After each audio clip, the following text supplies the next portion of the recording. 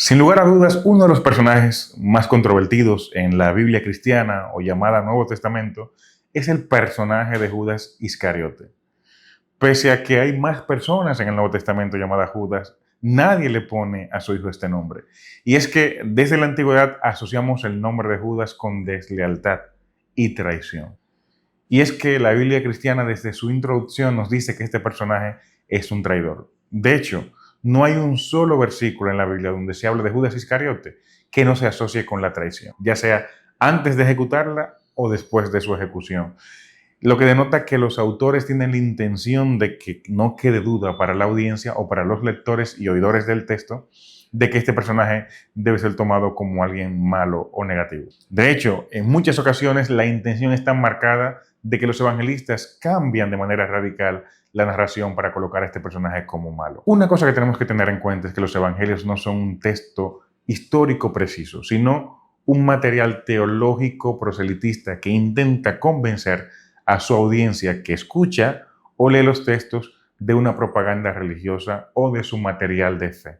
Es por eso que incluso a veces las narraciones con relación a lo que pasa con la vida de Jesús o lo que pasa con algunos personajes puede variar de una manera significativa entre un pasaje y otro pasaje. Este es el caso, por ejemplo, con Judas Iscariote. Vemos en el capítulo 26 del libro de Mateo un relato muy importante en el que una mujer vierte sobre Jesús un perfume bastante costoso. El Evangelio de Mateo es muy claro y explícitamente nos dice que los discípulos murmuraban y Jesús en el texto reprende a los discípulos. Sin embargo, cuando vamos al capítulo 12 del libro de San Juan o de Juan, encontramos que la historia cambia de manera abrupta. Ya no son los discípulos que murmuran a Jesús, solamente es Judas quien murmura a Jesús. Y no solamente eso, el Evangelio de Juan agrega que Judas dijo eso no porque realmente le interesaran los niños, sino porque era un ladrón y estaba impuesto a robar. Entonces notamos una no ligera diferencia, sino una diferencia radical en la que ya Judas no solamente es el personaje principal, que el otro evangelio no nos decía, sino que es el único personaje en cuestión que hace ese tipo de crítica a su maestro, y no solamente eso, sino que el texto te aclara que era un ladrón. Hablando de esto, con relación a la traición, muchos, de hecho nuestro presidente dominicano, Juan Bosch, sacó un libro llamado Judas el Calumniado, donde intentaba hacer una defensa acerca del personaje Judas. No solamente aquí, sino que en el siglo III después de Cristo, también hubo un libro llamado El Evangelio de Judas, hoy denominado como apócrifo, que igual que los evangelios no representa de manera precisa una narrativa con relación al personaje, sino que intenta a través de esta historia contada, pues desarrollar puntos teológicos para la gente que los leía y escuchaba, pero que presenta un punto de vista un poco más coherente que la narrativa que presentan los evangelios canónicos. ¿Y por qué decimos esto? Número uno, porque en los evangelios canónicos la razón de Judas de traicionar a Jesús no está tan clara, ni tampoco su muerte, ni qué sucede realmente con relación al personaje. ¿Por qué? Las razones económicas no tienen coherencia dentro del texto bíblico porque ya claramente el Evangelio de Juan nos dice que Judas era el tesorero, por lo cual 30 monedas de plata no eran razón suficiente para ser motivo económico de su traición. Otra cosa importante es que pareciera que el papel de Judas al identificar a Jesús jugara un papel significativo a la hora de la entrega. Sin embargo, notamos de que no tiene ninguna relevancia ni para la entrega propiamente ni para el juicio. ¿Y por qué decimos esto? Porque el mismo Evangelio, cuando presenta la traición que Judas identifica al Maestro, Jesús le dice lo siguiente a los que lo apresan. Todos los días estuve enseñando con vosotros en el templo.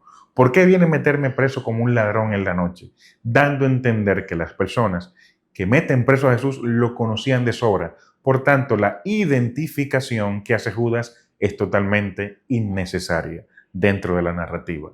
Por lo tanto, más que una cuestión histórica acá, es una cuestión teológica donde intentan ubicar al personaje a destacar, que en este caso, para un sentido catastrófico y peyorativo, Judas, en la escena directamente para que sea más fuerte o la narrativa con relación a su traición. Otra cosa importante es que el mismo Evangelio de Mateo, el capítulo siguiente, el 27, se nos dice textualmente que Judas sintió remordimiento por lo que había hecho y se presenta ante los principales judíos, en este caso los que estaban en el templo, que eran los saduceos, y les tira, les lanza las monedas de plata y le dice, yo no quiero nada con esto porque realmente entregué a un hombre inocente. Y hay una disputa sobre el dinero y lo que había hecho Judas. El caso es que Judas le tira las monedas y el texto dice que posterior a esto va y se ahorca. Esto lo hace bien temprano de la mañana. El texto continúa diciendo que ellos, los principales, es decir, los saduceos, con el dinero, no sabemos cuánto tiempo después, compran un terreno porque no podían colocarlo dentro del templo. Y Judas ya está ahorcado. Ahora, lo importante acá es, noten lo siguiente, donde hago énfasis, es que cuando vamos al libro de los Hechos, el capítulo 1, se nos habla también de la muerte de Judas. Sin embargo, estas dos muertes son eso, dos muertes. No dos narrativas sobre el mismo evento, sino dos narrativas completamente diferentes con relación al personaje. ¿Por qué decimos que es totalmente diferente? En el capítulo 1 del libro de los Hechos, Judas no muere por estar ahorcado, ni siquiera se autodesvive. Judas muere como la consecuencia de su traición, cae por un barranco. Algunos apologistas intentan armonizar la historia de Mateo 27 y de Hechos capítulo 1, pero no hay forma.